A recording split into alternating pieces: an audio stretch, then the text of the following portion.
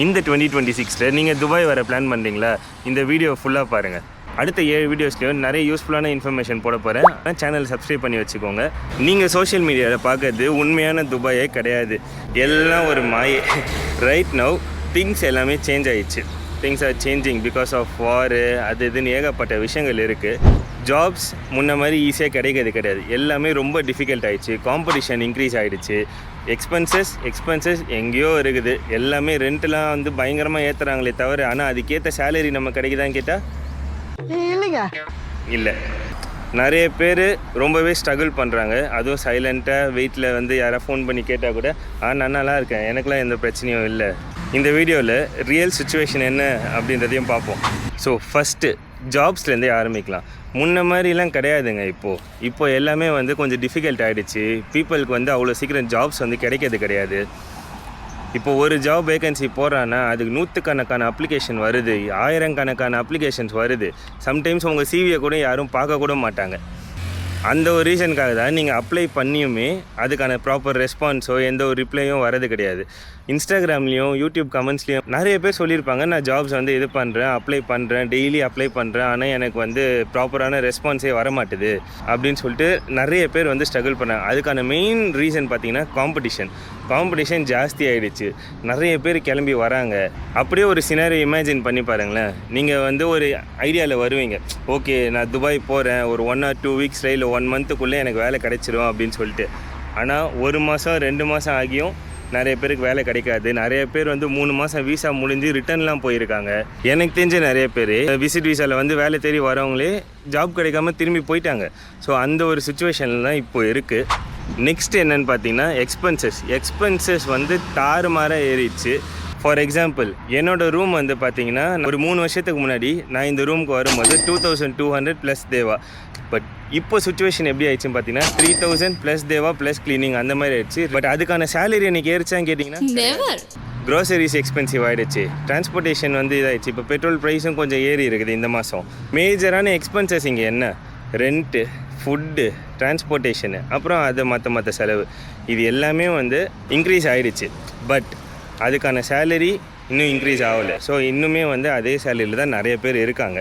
For example, நீங்கள் ஒரு நாளைக்கு ஒரு 40 திரம்ஸோ இல்லை 50 திரம்ஸோ ஸ்பெண்ட் பண்ணுறீங்க அப்படின்னா அதுவே மாதத்துக்கு அரௌண்ட் 1500 திரம்ஸ் கிட்ட வந்துடுது. எக்ஸ்பென்சஸ் இன்க்ரீஸ் ஆகிற மாதிரி நம்ம சேலரி இன்க்ரீஸ் ஆகுது கிடையாது. நிறைய பேருக்கு இப்போது சேலரி கம்மியாகுது. நீங்கள் யோசிச்சு பாருங்கள். நீங்கள் வந்து ஒரு மைண்ட் செட்டில் இருப்பீங்க, ஓகே நான் வந்து எனக்கு இந்த ஒரு ஜாபுக்கு எனக்கு ஒரு 5000 திரம் சேலரி கொடுத்தா வேலை செய்வேன் அப்படின்ற மாதிரி நீங்கள் ஒரு மைண்ட் செட்டில் இருப்பீங்க. ஆனால் உங்களோட காம்படிஷன் சொன்னால் தெரியுமா, மற்ற நேஷ்னாலிட்டிஸில் எவ்வளோ பேர் கூட காம்படிட் பண்ணுறீங்க. இப்போது அவங்கெல்லாம் வந்து 3000 திரம்ஸ் 2500 திரம்ஸ்க்கே அவங்க அந்த வேலையை செய்யறதுக்கு ரெடியாக இருக்காங்க. அப்போ அவ்வளோ காம்படிஷன் இருக்கும்போது உங்களுக்கு சேலரி ஏறுமா? ஏறாது. நீங்கள் ஃபார் எக்ஸாம்பிள், நான் வந்து இப்போ என் கம்பெனியில் 5000 திரம்ஸ் வாங்கிட்டு இருக்கேன். இப்போ நான் இதே பொசிஷனுக்கு நான் வேறு ஒரு கம்பெனிக்கு நான் அப்ளை பண்ணுறேன் அப்படின்னா எனக்கு அந்த சேலரி கிடைக்குமான்னு கேட்டிங்கன்னா கிடைக்காது. ஏன்னா இப்போது எனக்கு எவ்வளோ ஆஃபர் பண்ணுறாங்க? 3000-4000 திரம்ஸ் தான் ஆஃபர் பண்ணுறாங்க. ஒய்? பிகாஸ் காம்படிஷன் வந்து அவ்வளோ அதிகம். இந்த க்ரைசிஸ்னால் 50% சேலரி 60% சேலரி தரேன், நீ ஒர்க் ஃப்ரம் ஹோம் பண்ணு. இந்தியாவில் நிறைய பேர் மாட்டின்னு இருக்கிறாங்க. அவங்களாம் வந்து நீ வந்தாவா, நீ வரலனாலும் பிரச்சனை இல்லை, நீ வந்து உன்னை ஃபயர் பண்ணுறோம் அப்படின்ற மாதிரி நிறையா வந்து இப்போ நடந்துகிட்டு இருக்குது. அன்டில் இந்த க்ரைசிஸ்லாம் முடிகிற வரைக்கும் துபாய்க்கு நீங்கள் ஆல்ரெடி உங்களுக்கு ஜாப் செக்யூராக இருக்குது அப்படின்னு தெரிஞ்சால் மட்டும் நீங்கள் வரலாம். வெளியே அவுட்டோரில் வீடியோ எடுக்கிறதுக்கே பயமாக இருக்குது. போலீஸோ இல்லை சிஐடியோ வந்து பார்த்தாங்க, என்னடா வீடியோ எடுத்துனுங்கிறேன்னு சொல்லி பார்த்தாங்கன்னா அவள் தான் ஃபைன் அடிச்சு விட்ருவாங்க. அதனால் அவுட்டோரில் வீடியோ எடுக்கிறதுக்கே கொஞ்சம் சங்கட்டமாக இருக்குது. அடுத்தடுத்த வீடியோஸில் உள்ளேருந்தே பேசலான்னுங்கிறேன். இந்த ஊர்லேயே எடுத்துக்கலாம், எதுக்கு வம்பு? ஃபைன் எங்கே அடிச்சு விட்டானுங்கன்னா அது தேவையில்லாத பிரச்சனை. அதே மாதிரி நிறைய பேர் பார்த்தீங்கன்னா இன்டர்னலாகவே அவ்வளோ ஸ்ட்ரகிள் ஆகுறாங்க. ஆனால் நீங்கள் அந்த ஸ்ட்ரகிள்ஸ் எல்லாமே நீங்கள் ஆன்லைனில் பார்க்க முடியாது.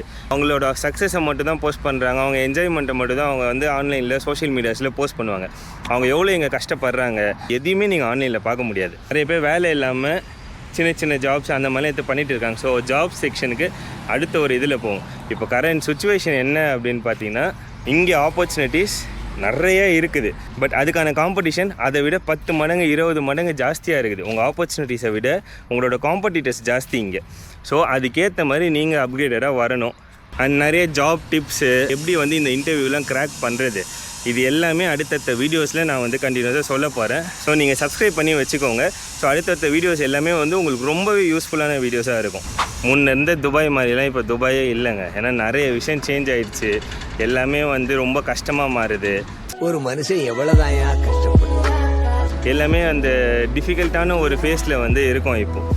ஏன் நான் அப்படி சொல்கிறேன்னா, மெயினாக இப்போ இந்த சுச்சுவேஷனால் நிறைய பேர் கிளம்பி போனாங்க. இந்த சுச்சுவேஷன் யூஸ் பண்ணி தான் கம்பெனிஸ்லாம் என்ன பண்ணுறாங்க, ஒன்றை அஃபோர்ட் பண்ணுற அளவுக்கு என்னால் சேலரி வந்து ப்ரொவைட் பண்ண முடியாது அப்படி இப்படின்னு சொல்லிட்டு ஏகப்பட்ட விஷயங்கள் போயிட்டு இருக்குது. இதுதான் வந்து இப்போ இருக்கிற கரண்ட் சுச்சுவேஷன். ஜாப் மார்க்கெட்டு, இந்த ஆப்பர்ச்சுனிட்டிஸு இதெல்லாம் பொறுத்த வரைக்கும் நீங்கள் துபாய்க்கு வரணும்னு பிளான் பண்ணுறீங்கன்னா அது வந்து ஒரு ஈஸியான டிசிஷன் கிடையாது. கரெக்டாக ஃப்ரெண்ட்ஸு, ஃபேமிலி, சொந்த ஊர் இதெல்லாம் விட்டுட்டு தான் நீங்கள் இங்கே வரீங்க. So it's a big decision. So அப்படி ஒரு டிசிஷன் உங்கள் லைஃப்பில் எடுக்கிறீங்கன்னா ஃபஸ்ட்டு இங்கே என்ன நடக்குது, துபாயோட சுச்சுவேஷன் என்ன, துபாயோட கரண்ட் மார்க்கெட் என்ன அப்படின்றத கொஞ்சம் அனலைஸ் பண்ணுங்கள். அனலைஸ் பண்ணிவிட்டு ஓகே இந்த டைமில் போனால் நமக்கு வந்து ஒரு ஆப்பர்ச்சுனிட்டி கிடைக்கும், இந்த டைமில் போனால் நமக்கு எல்லாமே வந்து செட் ஆகும் அப்படின்றத அனலைஸ் பண்ணிவிட்டு அப்புறம் நீங்கள் துபாய்க்கு வரீங்க அப்படின்னா எல்லாம் நல்லபடியாக நடக்கும்.